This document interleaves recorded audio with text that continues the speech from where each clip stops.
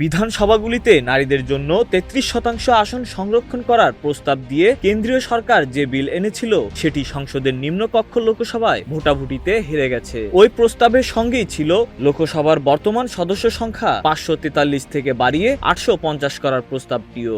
নারীদের জন্য আসন সংরক্ষণের সঙ্গেই বিজেপি সরকার প্রস্তাব করেছিল যাতে লোকসভার আসন পুনর্বিন্যাস করা হয় 2011 সালের আদমশুমারির ভিত্তিতে এবং ছিল কেন্দ্রশাসিত অঞ্চলগুলোর আসন সংখ্যা বৃদ্ধির প্রস্তাবও। নারীদের জন্য আসন সংরক্ষণের বিলটি ভোটে হেরে যাওয়ায় বাকি দুটি বিল নিয়ে আর এগোনো হবে না বলে জানিয়েছেন সংসদ বিষয়ক মন্ত্রী কিরেন রিজিজু।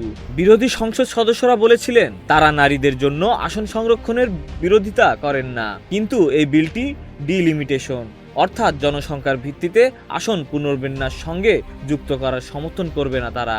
বিরোধী দলগুলোর অভিযোগ ছিল যে লোকসভার আসন সংখ্যা 850 করার প্রস্তাবের সঙ্গেই 33% আসন নারীদের জন্য সংরক্ষণের বিলটি জুড়ে দিয়ে বিজেপি নিজেদের গড় এলাকা বলে পরিচিত উত্তর ভারতের রাজ্যগুলোর আসন বাড়িয়ে নিতে চেষ্টা করছে। Desk report, news flash 71।